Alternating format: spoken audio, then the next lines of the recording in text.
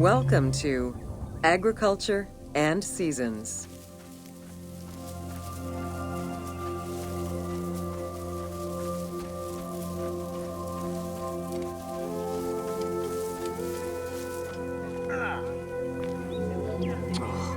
While crops were cultivated in different oases around the desert, most of the arable lands were near the Nile.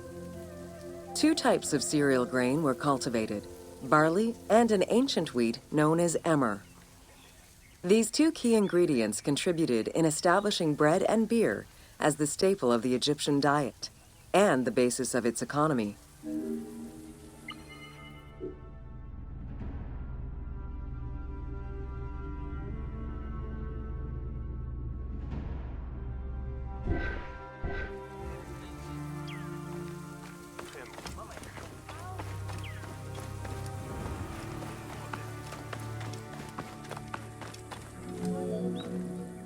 The Ptolemaic era created an agricultural revolution with the introduction of advanced agricultural techniques and new grain types such as rice, durum wheat, and pearl millet.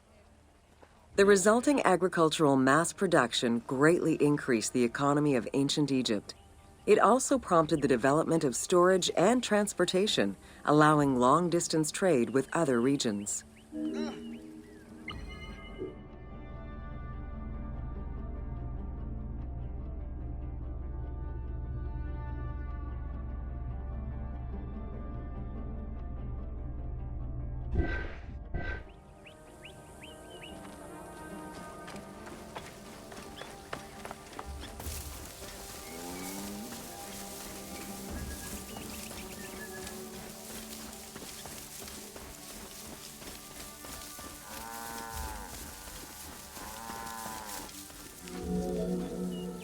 Both bread and beer rations were part of a system of barter payment. The state used those goods to pay wages for those who worked in the quarries and at the construction sites. Beer was so important to ancient Egyptians, they had a goddess of beer brewing, Tenenet. Tenenet is seen in many paintings and sculptures with beer, and women are depicted as the primary beer makers.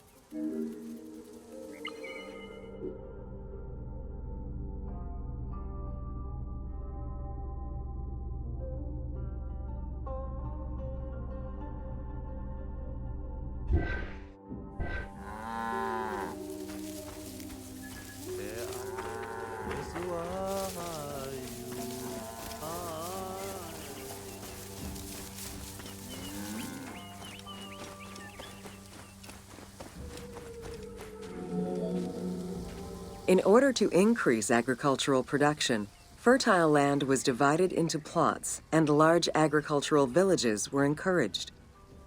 The state and temples were the biggest landowners.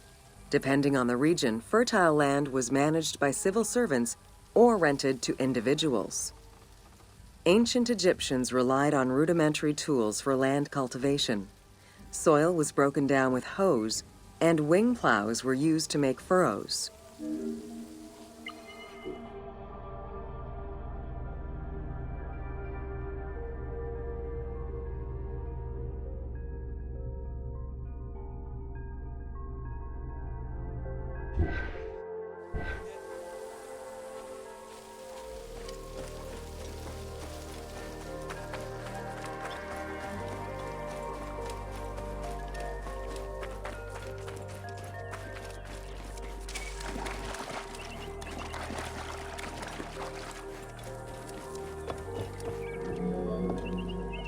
The three seasons known as Akhet, Peret, and Shemu corresponded to a specific phase of the agricultural process and the river's natural changes. Akhet was the time of the flood, beginning with the appearance of the star Sirius in July. Peret was the time when lands were cultivated, plowed, and sown. This fell between October and November. Shemu ran from May to September and was when harvesting and taxation began.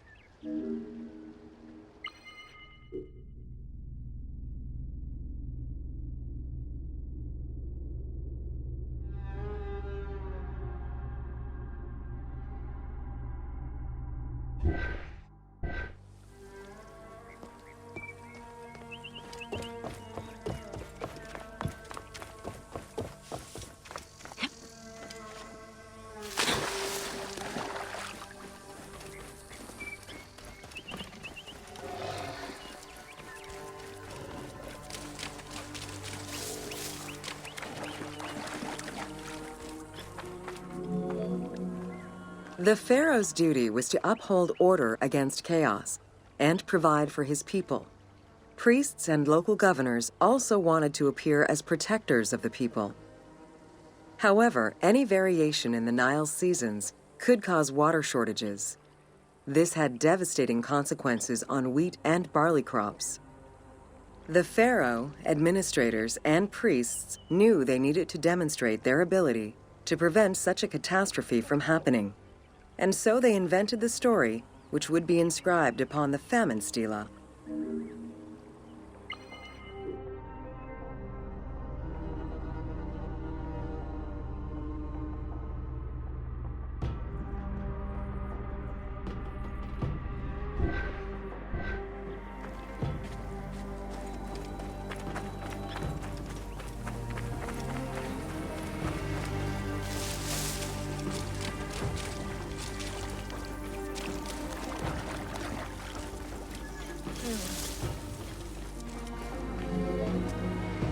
The story begins with the pharaoh worried for his people.